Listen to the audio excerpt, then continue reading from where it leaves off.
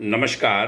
भाग्योदय विचार प्रवाह श्रृंखला की 74वीं कड़ी में आपका अभिनंदन। आज 24 अक्टूबर को सुंदर क्रम चला है। आज का विषय ले रहा हूँ भारतवर्ष पुरुषार्थ चतुष्टय और चतुर्वर्ण। यह विषय यूं जेहन में आया कि इन दिनों एक ब्रह्म सागर कार्यक्रम आरंभ हुआ है, जिसमें स्वजनों ने हमारा भी कुछ सहयोग प्राप्त किया है। अच्छा कार्यक्रम चल पड़ा है कि ब्रह्म समाज के सभी स्वजन एकजुट हों, एक साथ आवें और राष्ट्र निर्माण के कार्यों में मिलजुल कर लगें, स्वयं को ऊंचा उठावें और समाज के हर वर्ग के कल्याण की चिंता करें। उसके लिए ब्रह्मजन हिताय सर्वजन सुखाय यह उद्घोष भी किया गया है।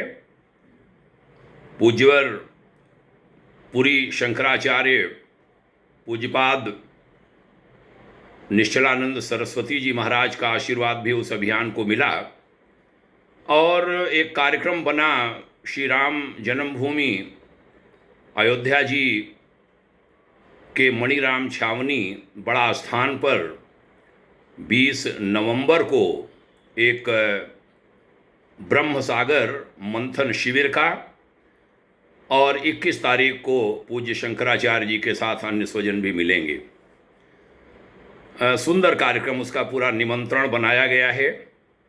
कैसे पूरे सनातन समाज के लिए ये ब्रह्म समाज काम करे और जो दबे कुचले निचले वर्ग के लोग हैं, जो आर्थिक रूप से बहुत कमज़ोर हैं और उनकी कोई चिंता नहीं करता, सरकारें भी उपेक्षा करती हैं, लोग भी उपेक्षा करते हैं, ऐसे लोगों को समर्थ ब्रह्मजन उनके विकास, उनके उत्कर्ष की सोचें और उसमें सहयोगी बने। ऐसे भी विभिन्न कार्यक्रम लिए हैं। कानपुर की एक घटना है। एक ब्राह्मण परिवार की 3 बेटियों ने एक साथ आत्महत्या कर ली थी।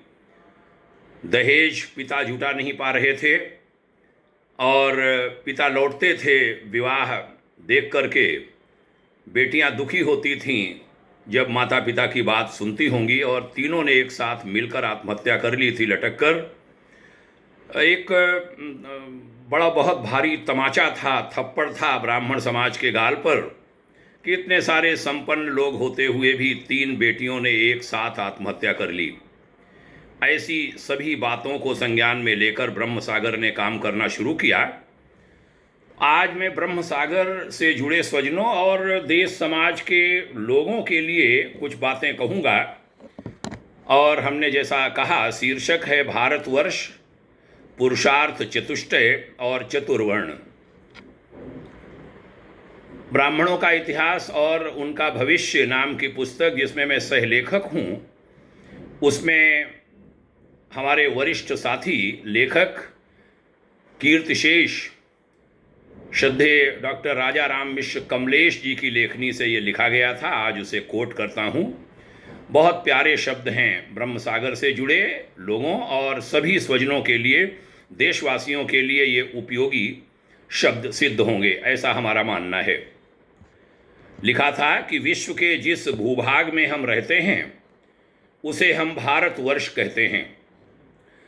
भा का अर्थ ज्ञान की आभा और रथ का अर्थ युक्त होने से भारत और वर्ष का अर्थ प्रदेश, प्रखंड, भूभाग होने से इसका पूरा नाम भारतवर्ष बनता है। इसमें निवास करने वाले समुदाय को भारतीय प्रजा होने का सम्मान प्राप्त है। भारत का प्राचीन नाम अजनाभ था। अज अर्थात ब्रह्मा और ब्रह्मा से ब्रह्मावर्त। भारत की सभ्यता और संस्कृति यानी साहित्य और इतिहास विश्व की प्राचीनतम संस्कृति है और यहाँ के ब्रह्मर्षियों द्वारा प्रणीत दृष्ट वैदिक वाङ्मय भी प्राचीनतम है। ब्रह्म विद्या, श्रुति स्मृति, साहित्य के दृष्टा, प्रवचनकर्ता और उसके रक्षणकर्ता ही ब्राह्मण कहलाने के अधिकारी हुए। उन्हें अग्रजन्मा, भूषुर, ऋषि, पंडित, आदि भी कहा जाता है। प्रजा के हित में सदैव संलग्न रहने और राष्ट्र रक्षण का भार संभालने के कारण उन्हें पुरोहित अर्थात जन कल्याण की भावना को अग्रसर करने वाले कहा गया। पुरोहित होने से लौकिक और पारलौकिक सुख के लिए यज्ञादि कर्म कराने से इन्हें पौरोहित्य कर्म कराने का आदरेय भार भी मिला। भारतीय दर्शन शास्त्र में मानव जीवन को सार्थक और सोद्देश्य माना गया है। पुरुष जन्म जीवन का सबसे बड़ा प्रयोजन यानी जीव का सबसे बड़ा पुरुषार्थ माना गया है, अर्थात धर्म से अर्थ यानी साधन से एवं काम से अभीष्ट पूर्ति और मोक्ष से तात्पर्य जन्म और मरण से दुख से मुक्ति, यह पुरुषार्थ चतुष्टय कहे गए। पुरुषार्थ सिद्धि के लिए ही 4 वर्णों और 4 आश्रमों की व्यवस्था की गई थी। सत, रज और तम, इन 3 गुणों से युक्त पंचभूतों से मनुष्य का स्थूल शरीर निर्मित हुआ है। उन्हीं के प्रभाव से मनुष्य का स्वभाव बनता है। स्वभाव के अनुसार ही मनुष्य कर्म करता है और पाप पुण्य परख कर्म करने से उसके संस्कार बनते हैं। संस्कारों के कर्म भोग के लिए ही व्यक्ति की अगले जन्म की योनि यानी जाति, आयुर्बल और भोग माने दंड या पुण्य के प्रकार का निर्धारण प्रकृति द्वारा होता है। तात्पर्य यह है कि त्रिगुणात्मक शरीर में और अंतःकरण में गुणों की न्यूनाधिक मात्रा में परिवर्तन संभव होने से मानव स्वभाव भी सात्विक बन जाता है या राजसिक या तामसिक बन जाता है। योगादि साधनों के अभ्यास से कृष्ट और आकृष्ट वृत्तियों यानी कर्मों को सुखी या दुखी अवस्थाओं में पहुंचाया जा सकता है। इन्हीं अध्यात्म परक साधनों को संस्कार कहते हैं। एक अपराधी साधु और साधु अपराधी बन सकता है। भारतीय यानी हिंदू वर्णाश्रम व्यवस्था इसी कारण से गुणों और कर्मों पर आधारित मानी गई है। कहा गया है, जन्मना जायते शूद्रः संस्कारात् द्विज उच्यते। सद्कार्यों से श्रेष्ठ वर्ण की प्राप्ति उप अध्याय के अंतर्गत श्रद्धेय डॉक्टर राजाराम मिश्र कमलेश ने लिखा था, व्यक्ति अपने सद्कार्यों से श्रेष्ठ वर्ण को प्राप्त कर सकता है। वर्ण वीर्य के सहस्रों उदाहरण हमारे पुराणों में भरे पड़े हैं। क्षत्रिय जात विश्वामित्र अपने तप से ब्रह्मर्षि यानी ब्राह्मण बन जाते हैं और सद्कार्य से उन्हें गोत्र प्रवर्तक ब्रह्मर्षि पद मिलता है।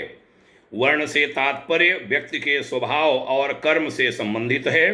ब्राह्मण ज्ञान विज्ञान का धारक और प्रसारक होने से प्रतीक रूप में सिर यानी मुख, क्षत्रिय रक्षा सामर्थ्य के कारण भुजा के रूप में, वैश्य व्यापारी और कृषिकार समाज का पालक पोषण होने के कारण उदर से, और हमारे जो शूद्र जिन्हें कहा गया, जिनके लिए मैं कहता हूँ वह शिल्पी हैं, वह राष्ट्र के निर्माता हैं, इन कर्मों में सहायक होने से चरणों का प्रतीक माना गया।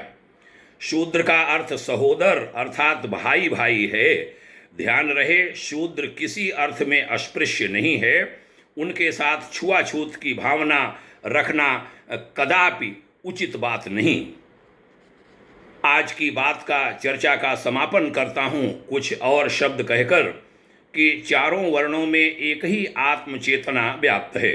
उनका शरीर भी उन्हीं पंच तत्वों पृथ्वी, जल, अग्नि, वायु और आकाश से निर्मित है जिससे अन्यों का निर्माण हुआ है। अज्ञानी और अभिमानी लोग भले ही किसी को हेय या किसी को उच्च समझते हों, लेकिन ज्ञानी और आत्मभाव रखने वाले किसी को भी हीन या उच्च या क्षय नहीं समझ सकते। भारतीय वाङ्मय में अनेकानेक ऐसे दार्शनिकों व चिंतकों की चर्चा है जो जन्मतः जिन्हें शूद्र कहा गया, शूद्र वर्णी थे, किंतु बाद में उन्होंने उच्च अवस्था प्राप्त की। शूद्र पाचक यानी रसोइये का भी काम करते थे और राज सत्ता तक प्राप्त कर सकते थे। निष्कर्ष यह है कि ज्ञान, कर्म और उपासना में पारंगत ऋषियों पूर्वजों की संतानें अपने पूर्वजों के संस्कारों से जन्म से ब्राह्मण वर्ण प्राप्त करती हैं, किंतु संस्कारित होकर वे द्विज, विप्र और श्रोत्रिय बन जाती हैं। अतः ब्राह्मण कुल में जन्म लेने के उपरांत अपने को संस्कारित बनाने के समस्त प्रयत्न किए जाने चाहिए। गिरावट तो किसी भी अवस्था में होने ही नहीं देनी चाहिए। अपने संस्कारों की, अपने पूर्वजों की प्रतिष्ठा की। बहुत ही प्यारी बात यह, संयोगवश अभी जब मैं इसको बनाने के लिए बैठा तो मेरे जेहन में आया कि आज हम इस विषय को लें। आपने ध्यान से यहाँ तक सुना, आभारी हूँ। ब्रह्म सागर अभियान की सफलता के लिए शुभकामनाएं कहता हूँ और प्रार्थना करता हूँ भारत के सभी क्षेत्रों में रहने वाले ब्रह्म समाज के स्वजनों से कि 20 नवंबर 2021 को अयोध्या नगरी में ब्रह्म सागर मंथन शिविर है। सागर मंथन की भांति यह कार्यक्रम संपन्न होगा। एक बड़ा काम होने जा रहा है। आप उसमें भागीदारी बनिए, सहयोग करिए, आप उसमें पहुंचिए। पूर्व IAS अधिकारी कैप्टन SK द्विवेदी जी, श्री संतोष कुमार द्विवेदी इस कार्यक्रम के मुख्य समन्वयक हैं, जिनके साथ देश के विभिन्न क्षेत्रों के अनेक स्वजन हजारों ही नहीं लाखों की संख्या में जुड़ रहे हैं और ब्रह्म सागर मंथन शिविर में उन्हें आमंत्रित किया जा रहा है। आगे इसके विभिन्न सेवा कार्य चलेंगे ऐसा बताया गया है। हमें भी उसमें सहयोग करने का, हाथ लगाने का सुअवसर मिला, ईश्वर की कृपा है।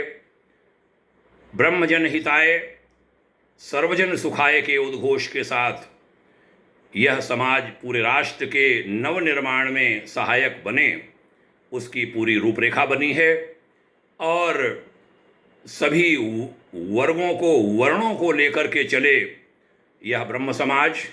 यह जो जातीय विघटन की व्यवस्थाएं हैं, जिनको बहुत सारे कारणों से, बड़े सारे राजनीतिक कारणों से, अन्य भी विभिन्न कारणों से बहुत तोड़ा मरोड़ा गया है, इसको ठीक करने की आवश्यकता है। अग्रगण्य कहा जाने वाला ब्रह्म समाज इन स्थितियों को ठीक करने के लिए आगे आए और इसमें सुधार के विभिन्न प्रयास यथाशक्य करे, ऐसी प्रार्थना भाग्योदय परिवार की आप सभी से है। हाथ जोड़कर सभी को प्रणाम, ढेर सारी शुभकामनाएं। जय हिंद, ओम शांति।